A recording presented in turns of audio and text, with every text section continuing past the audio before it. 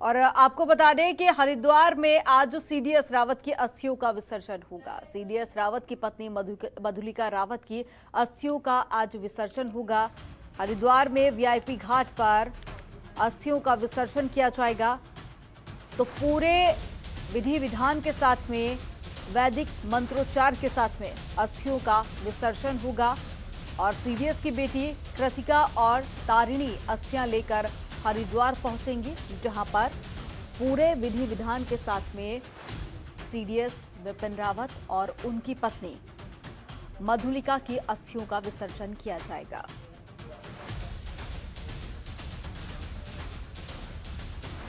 तो इससे पहले आपको तस्वीरें दिखाई थी जो कि हरिद्वार के वीआईपी घाट की है, जहां पर तैयारियां पुख्ता कर ली गई हैं और साथ ही आज सुबह ही सीडीएस विपिन रावत की दोनों बेटियां और तमाम जो उनके परिजन हैं वो शमशान घाट पहुंचे थे दिल्ली के कैंट पर, जहां उन्होंने अस्थियां एकत्रित की और वहां से हरिद्वार के लिए रवाना हुए और कुछ ही देर बाद हरिद्वार पहुंचेंगे और हरिद्वार पहुंचकर पूरे विधि विधान के साथ में अस्थियों का विसर्जन किया जाएगा।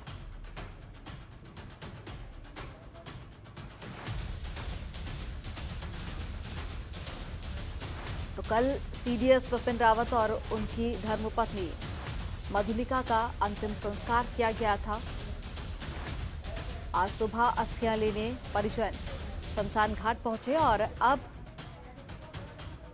कुछ ही देर बाद हरिद्वार के वीआईपी घाट पर परिजन पहुंच सकते हैं, जहां पर अस्थियों का विसर्जन किया जाएगा। और ये तस्वीरें आपको दिखा रहे हैं जहां पर तमाम जो इंतजाम है और सुरक्षा की दृष्टि से भी जो तमाम व्यवस्थाएं हैं वो कर ली गई हैं और साथ ही श्रद्धांजलि के लिए बड़े बड़े बोर्ड्स और होर्डिंग्स भी लगाए गए हैं। और जो कल तस्वीरें सामने आई थी वो ऐसा पहली बार हुआ था कि जब किसी सीडीएस के लिए इतनी बड़ी संख्या में लोग अंतिम यात्रा पर निकले थे।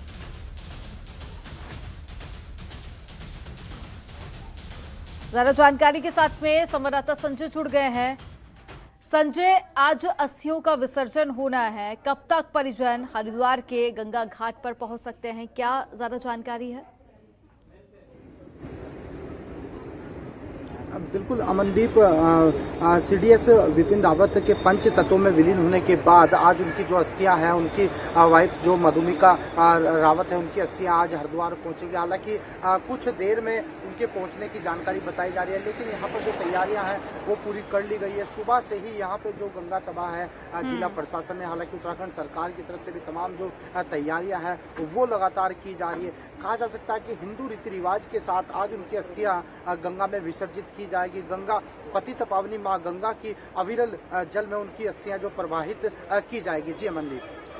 संजय, ये बताइए कि सुरक्षा की दृष्टि से क्या कुछ पुख्ता इंतजाम किए गए हैं, क्योंकि सुबह जो तस्वीरें सामने आई थी उसमें सुरक्षा के इंतजाम के साथ साथ बड़े बड़े होर्डिंग्स भी लगाए गए थे उनको श्रद्धांजलि देने के लिए।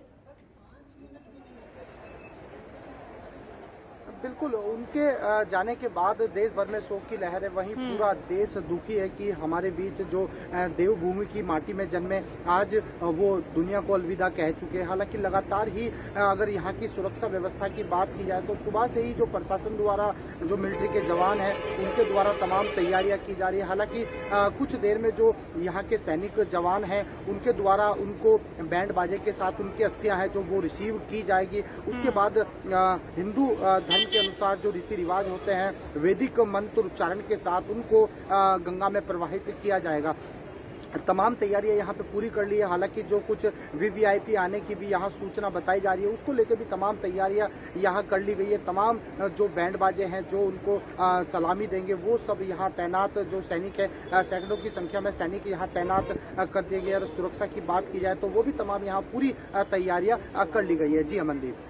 तो संजय, वैदिक मंत्रोच्चार के साथ साथ यहाँ पर सलामी भी दी जाएगी और इसी के चलते बड़ी संख्या में यहाँ पर जवान पहले से ही इकट्ठा हो चुके हैं। और साथ में आपने वीवीआईपी गेस्ट की भी बात कही, तो क्या आज भी क्या कोई नेता या कोई ऐसा बड़ा दिग्गज नेता उनके अस्थि विसर्जन के समय वहां पर मौजूद रह सकता है। इसको लेकर क्या सारा जानकारी है? बिल्कुल अमनदीप, अभी कुछ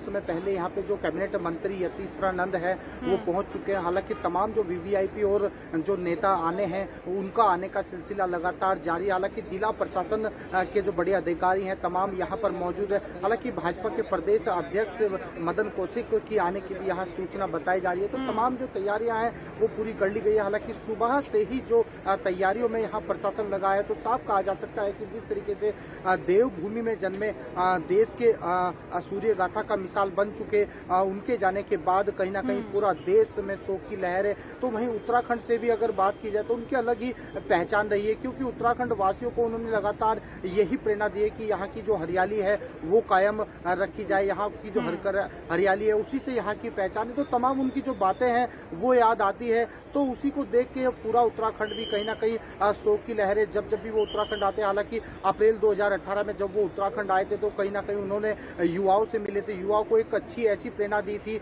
कि उन्होंने कहा था कि आप भी देश की रक्षा में लगो। हालांकि जो पौड़ी जिला है वहां पर उनका जो पैतृक गांव है सैंड, वहां के तो व्यवस्थाएं सारी कर ली गई हैं। देखिए, सैनिकों द्वारा उनको सलामी भी दी जाएगी और साथ ही मंत्रोच्चार के साथ में पूरे विधि विधान के साथ में उनकी अस्थियों का विसर्जन किया जाएगा। संवाददाता हमारे साथ में बने हुए थे जो अपडेट दे रहे थे। तमाम जानकारी साझा करने के लिए बहुत शुक्रिया संजय आपका। खबरों के निष्पक्ष विश्लेषण के लिए सब्सक्राइब करें Janatantra TV and press the bell icon. Never miss any update.